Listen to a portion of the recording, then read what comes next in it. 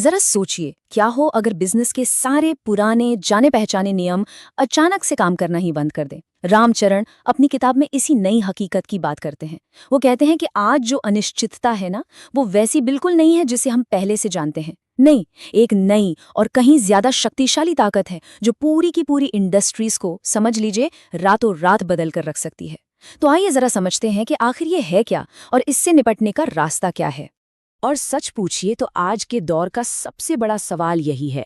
जब algorithm, global competition और digital क्रांति सब कुछ बदल रही है, तो एक लीडर के तौर पर हमारा ध्यान आखिर होना कहाँ चाहिए? क्या हम सिर्फ आज की समस्याओं में ही उलझे हुए हैं, या फिर भविष्य में जो बड़े बदलाव आने वाले हैं उन्हें देख पा रहे हैं? और यहीं से कहानी में एंट्री होती है एक नए खतरे की। रामचरण इसे संरचनात्मक अनिश्चितता कहते हैं।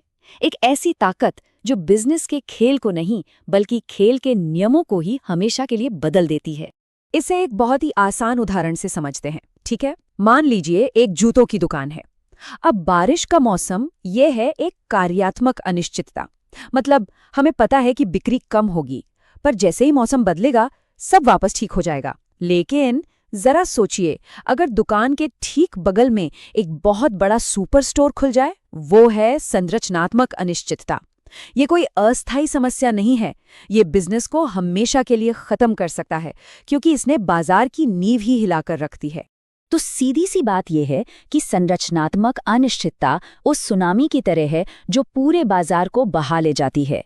ये आपके बिजनेस मॉडल को रातों रात कबाड़ में बदल सकती है, और अगर लीडर्स इसके लिए तैयार नहीं हैं, तो ये बदलाव उन्हें डुबो भी सकता है। इसका सबसे बड़ा और क्लासिक उदाहरण नोकिया। साल 2007 में वो बाजार के बेताज बादशाह थे। कोई सोच भी नहीं सकता था कि उन्हें कोई हिला सकता है। लेकिन उन्हें ये यकीन ही नहीं हुआ कि एप्पल जैसी एक कंप्यूटर कंपनी फोन भी बना सकती है।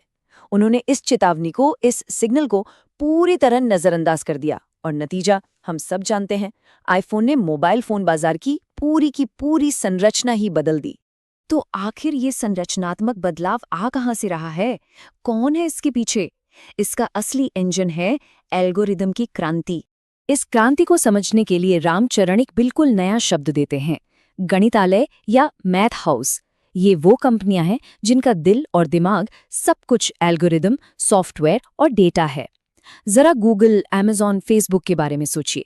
ये कंपनियां सिर्फ टेक्नोलॉजी इस्तेमाल नहीं करती, ये तो टेक्नोलॉजी पर ही बनी हैं, और इनका एक ही मकसद है, कस्टमर एक्सपीरियंस को पूरी तरह से बदल देना। इनकी सबसे बड़ी ताकत क्या है? ये बिचौलियों को रास्ते से हटाकर सीधे ग्राहक से बात करते हैं। रियल टाइम डेटा का इस्तेमाल करके पलक झपकते ही फैसले लेते हैं, और हर एक ग्राहक को एक बेहद पर्सनल अनुभव देते हैं।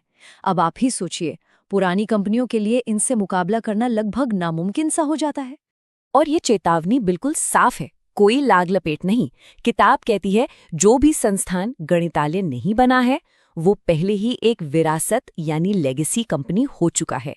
इसका मतलब सीधा है कि अगर कोई कंपनी इस दिशा में नहीं सोच रही, तो वो आज ही की तारीख में रेस से बाहर हो चुकी है। और ये मत सोचिएगा कि ये सिर्फ टेक कंपनियों तक ही सीमित है। जी जैसी विशाल पुरानी औद्योगिक कंपनी ने भी इंडस्ट्रियल इंटरनेट के जरिए खुद को एक गणितालय में बदल दिया। उन्होंने अपने जेट इंजन में सेंसर्स और सॉफ्टवेयर लगाकर सिर्फ प्रोडक्ट बेचना बंद कर दिया और एक सर्विस कंपनी बन गए जो पूरी तरह से डेटा से चलती है। तो जब खतरा इतना बड़ा है, तो इसका समाधान क्या है? समाधान है लीडर्स के अंदर एक नई सुपर पावर को विकसित करना।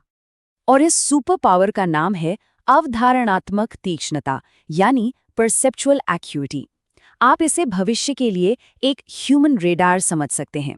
ये वो काबिलियत है जिससे एक लीडर बदलाव के छोटे छोटे धुंधले संकेतों को भी बाकी सबसे पहले पकड़ लेता है। किताब आज के लीडर्स के लिए 5 जरूरी स्किल्स बताती है, और इनमें सबसे पहला और सबसे जरूरी है यही अवधारणात्मक तीक्ष्णता। असल में यही वो नींव है जिस पर बाकी सारे कौशल टिके हैं। सीधी सी बात है, अगर आप भविष्य देख ही नहीं सकते तो उसके लिए तैयारी कैसे करेंगे? चलिए अब इसे और प्रैक्टिकल बनाते हैं।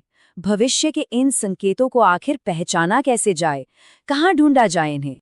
सच तो ये है कि भविष्य के संकेत हमारे चारों ओर बिखरे पड़े हैं, लेकिन इन बिखरे हुए डॉट्स को जोड़ने के लिए, उन्हें समझने के लिए एक खास तरह के इंसान की जरूरत होती है। रामचरण ऐसे व्यक्ति को उत्प्रेरक या कैटलिस्ट कहते हैं, ये वो लोग हैं जो सिर्फ भविष्य का अंदाजा नहीं लगाते, नहीं, ये उसे बनाते हैं।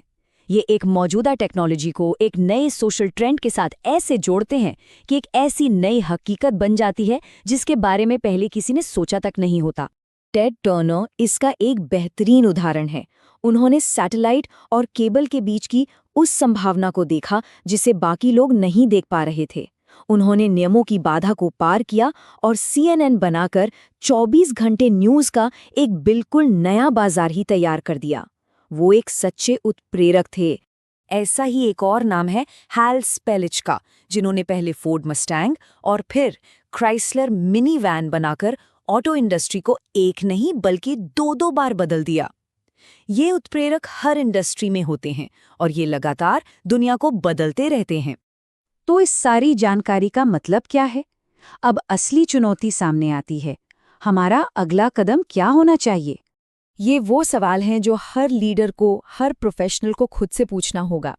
क्या हमारी मानसिकता और हमारे संगठन इतने फ्लेक्सिबल हैं कि हम इस अनिश्चितता को एक खतरे की तरह नहीं बल्कि एक बहुत बड़े अवसर की तरह देख सकें? क्या हम सच में तैयार हैं? और अंत में रामचरण का ये संदेश हमें याद रखना चाहिए। अनिश्चितता डरने के लिए नहीं है, ये एक क्रिएटिव शक्ति है और जो लोग इसे अपनाना सीख जाते हैं वही भविष्य के निर्माता बनते हैं।